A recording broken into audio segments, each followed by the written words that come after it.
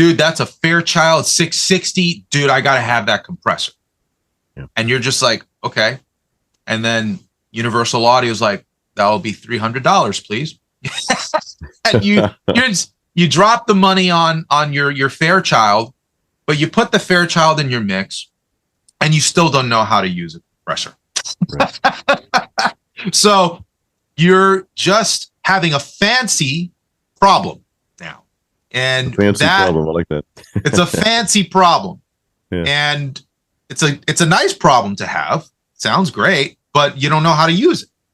Right. So that is a problem that I see more often than not, especially with my own students, because I teach at audio engineering schools. But the students, they buy these plugins and they buy these pieces of gear because they think that's what they might need. When reality is, it's always about your ear. It's not the gear.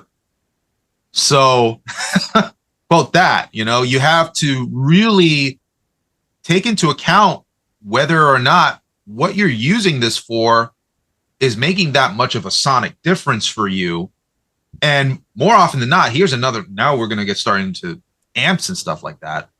Contextually in the mix, does it make a real difference?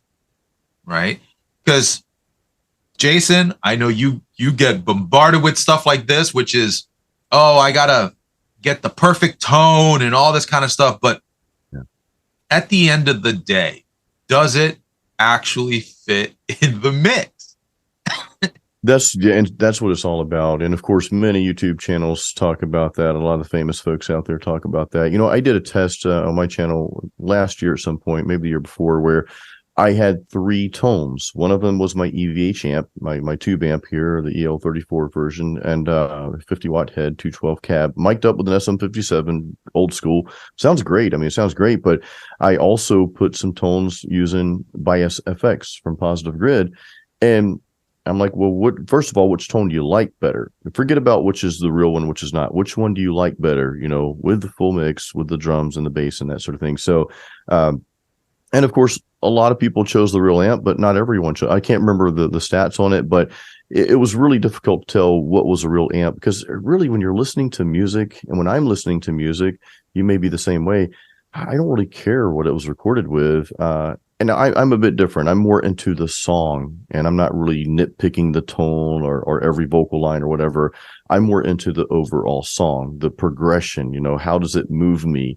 Does it resonate with me? That's why I like a lot of melodic metal, because that's just what I love. I'm wearing a Delane shirt right now, listening to their new album that's coming out. A few songs they've dropped. I love Nightwish because it's to me their songs are phenomenal, and I rarely ever do I say, well, I wonder what amp they're using. I don't really care, Ken, to be honest with you. Yeah, that's really telling. You have a lot of listeners, and there are listeners who do care about those details, of course. Oh, many, especially guitar players. Yeah, guitar players, and of course, like engineers like me are, sure. Always thinking about, okay. But most of the time, I feel like, especially with like music producers, it may not necessarily be the exact piece of gear that they're using, but it's the method of using that gear, which is really interesting.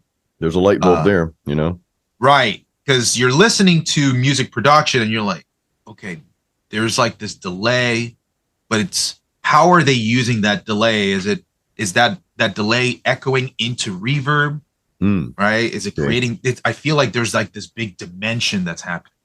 That is something that I feel like as music producers really try to seek out, because it doesn't matter what tool it is. It really just matters what's the end result effect that they're going for. And this is something that I learned quite a bit from, watching guys like Chris Lord-Alge, who's, done so many mixes in the world. Or, Andy Wallace, who did the Ghost record.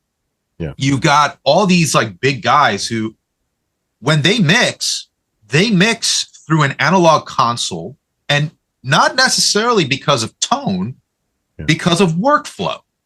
Because workflow on a console is limited than what it is in the digital realm. So with that limitation, they have to get creative in how they use it. So it unlocks methodologies that they would have used otherwise if, they had digital. So that's a big thing. It's not necessarily, you got to get the cleanest amount of, signal to noise ratio. Like, nobody gives a crap about that stuff at the end of the day. If they don't hear noise, then that's it. That's great. There's no noise. But what is it really unlocking when you use that piece of gear, right? And this is why I talk about intention, because if you're going to go ahead and say, man, I need this controller, this mixing fader controller. Why? Oh, because when I want to mix, I really want to have tactile touch and feel like I'm working on a console. That's why people get controllers and stuff like that. Okay. Yeah, some people prefer that, I guess. Yeah. So if you feel that way, have you mixed on an analog console before? No. Okay. So what are you seeking that you haven't had before? Right. That's another part to this. I would say before you go out and just buy this $1,000 controller because it looks fancy, get a small fader port from like PreSonus or something. It's like what, like $99 or something like cheap. that. Yeah. You get a fader port and see if that does it for you. Right? You don't need the 8. Maybe you just need the 1. Maybe that'll help you. Some of these things are not necessarily sonic decisions, but they are workflow decisions. And so it's really paramount that we distinguish between what is it that we actually need in terms of workflow adjustment in order to be more efficient at what we do. And if it's about efficiency, is it because you are trying to get more done within a day? That's a good point. You see, me personally, I'm all about efficiency. I guess you could probably even classify me as a gear minimalist.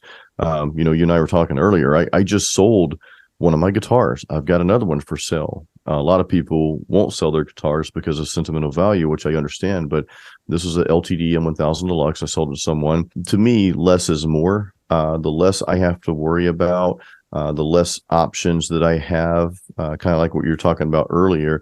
If I have less options, that's going to create a better workflow for me. I use Studio One, PreSonus Studio One. I probably know 25% of how to use it, of everything that it can do, right? Yeah. Because my workflow is very simple. And I've seen other dolls in action. I'm like, okay, well, because I thought about changing at one point, just because you read about the latest and greatest. Oh, we got to get this. This is better. Is it really better? So I've stuck with something that's kind of a simplified workflow, because you made that point a few times, and that's a valid point. If you got all the bells and whistles, but your workflow's all over the place and you just can't figure things out, and it becomes a chore to record and mix every time you sit down in your studio, I think you got to kind of back up and take a look at everything again. Yeah, everything has to be done with intention, man. You can't just buy it just because you want it. That's nice if you got it. Sure. So, but like there are so many people that I see out there that have a lot of gear and have no real knowledge of applying that gear. And you start questioning, like, how did this happen? So, for me, I don't own any analog processing gear in my studio. No, wow, I only have plugins.